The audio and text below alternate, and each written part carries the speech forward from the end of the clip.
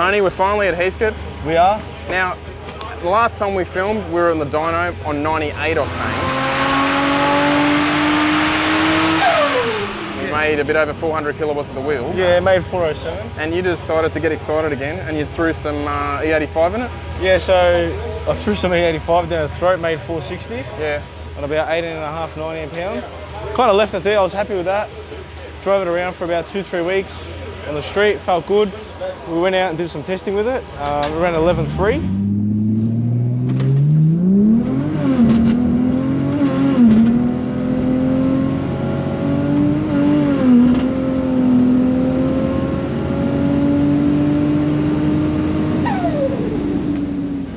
And then I just feel like I wanted to save the auto, so like I haven't given it all its berries.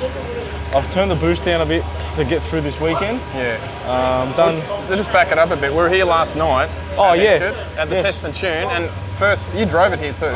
Yeah, I drove it here. From home. Yep. First pass here around I think an 11.46 if I remember. Yes, about that's 124. Right.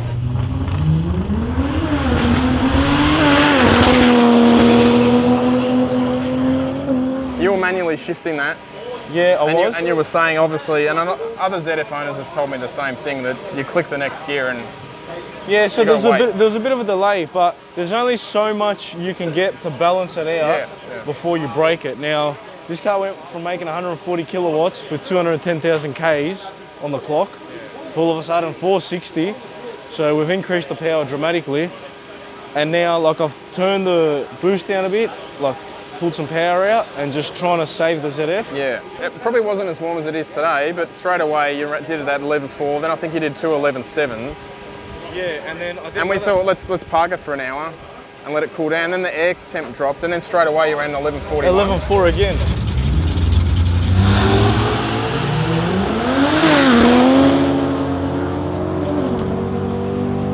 And we did have a bit of a draggy in it on that run. Yes. And I know a lot of people, not everyone follows drag racing, so an 11.4, what does that mean? But like in a real world, a lot of people know 0 to 100 times, so around a 3.57. Yeah, which is quite impressive. Pretty quick, and this is on it's on regular Michelin street tyres. Street tyres, Primacy SUV tyres.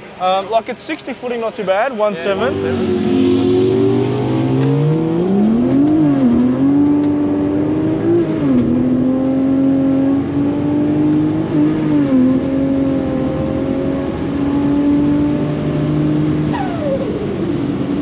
Off the data logger, it's taken off with about 3.5 pound of boost.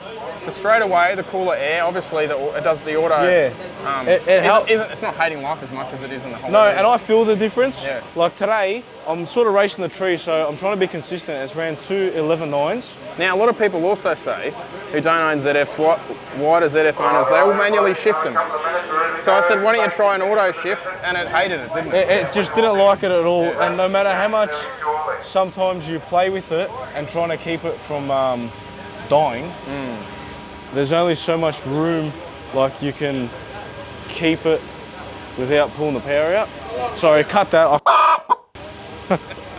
I'm overheating here. Tony and I are a bit frazzled because we got to bed at about 2 AM. I slept on the floor because I didn't want to spoon with Tony.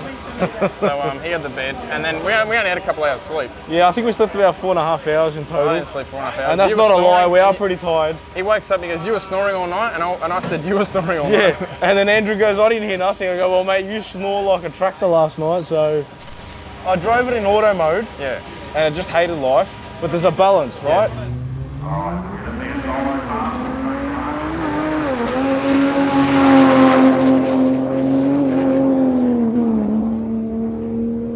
Now, I think the auto is starting to slip. I reckon I can get it through to the elimination rounds because it's not that bad, but it's bad enough to just pull the pull the time back. Yeah. And it's also pretty hot. Yeah. And I've noticed like, if we get close, then a car will oil down, so you turn it off. I know. It heat soaks. The axles and diff, that's all seems to be alright. It's just the auto. Front axles, diff are okay. It's just the trans. It's copping a beating. Like we said off camera, probably if you had a built trans in it and it shifted properly, you'd probably run into a high 10. Oh, look, I feel the difference between that red car over there, which is, we've built that car, it's got a full built box. And this is Doug's car. That's Doug's car. That's a BF F6, yeah? Yeah, BFF6. DSR have built the trans in that, and the way that shifts, as opposed to say how this shifts, trying to keep it alive, so that's big difference. That DSR also did the transmission in No-Mang? Yes. They do a lot of high-powered and barrels. look, no doubt, I'll get them to do this. Eventually, yeah. Yeah, they're going to have to, because I do want to run a 10 with it. But it's been good. It's a fun car to drive on the street. Hey, it's in one piece, so... It's in one piece. It's actually really fun to drive on the street. Like, by the time you get into third gear, you're doing over the speed limit, but it just gets there quick on the street. But all the work you've done underneath it, it's solid. This car feels really planted on the road, doesn't it? It does, and like everything stayed together well. So, and we did say the auto at the start, so we'll see how we go. Yeah, yeah.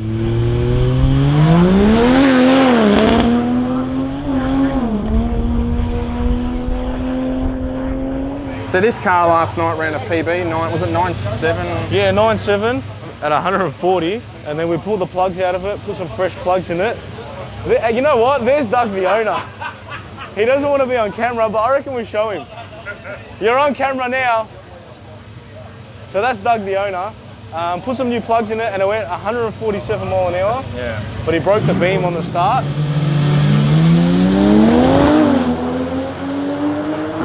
Couple PBs last night, so... Tell us about this engine. What's the setup on this one? So we've built this, it's got Nitto rods, some CP pistons in it. We've put a Torrington bearing in it. Yeah. Done a few other little bits and pieces in it just to help keep things alive when you're pushing it. What turbo's on? 76, 75 Precision. Precision. Yeah, it's only a Gen 1. Yeah. So look, there's still more room to go with boost on this. I know that Doug's had the problem, the last few times he's come here, just trying to keep it on the start line. Yeah, like it's pushing through. It's pushing. So last night we got anti-lag to work quite well when you ran the 9.7.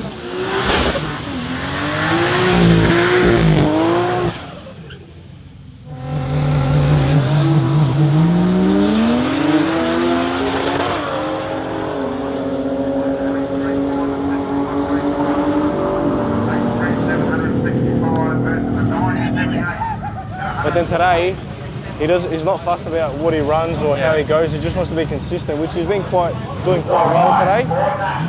So no glory passes today. Just get it consistent and see how it goes.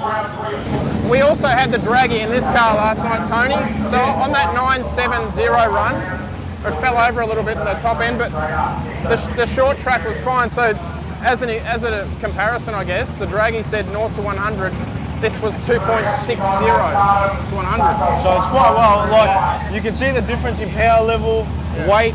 Like there's just a second in the first 100 kilometers, but you guys will see in the video the way this takes off. Like it's just moving. You know, it disappears.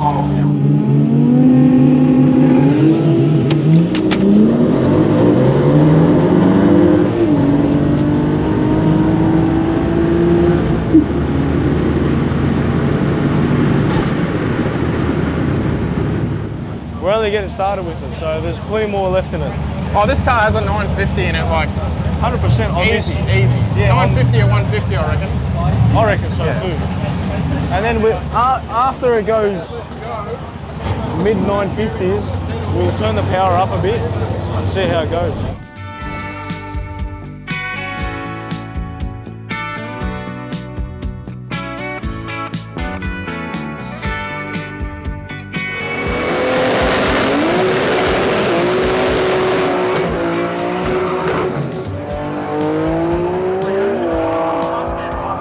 Kentucky taking up to 10.05 at 144 miles an hour. Tony's got the Territory out. Auto's loving life there. I think he's backed off, is he? No, 1191 at 123. That car did run 1141 at 124 last night. I don't think the factory 200,000 plus K auto likes the hot weather.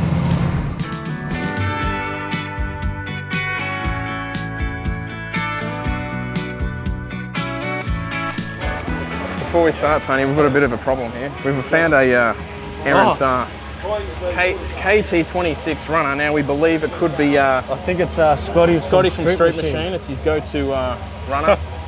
It looks a little second-hand. Yeah, I almost ran it over with a Territory when I went out for a pass. Not sure I want to pick it up. I might need some tongs. Should we tell him it's here or just let him walk home with one shoe? We've got a... Are we in your way, mate? No, I think it's Scotty's shoe. I think it's Scotty's shoe. Oh, you know what? It blew it across when he was on the two-step. Oh. The KT26s, mate. We weren't sure if we're going to give it back or not. Now, these are the secret to success. We'll give it here then. Let my auto shift it blown under the car from the two-step. Yeah.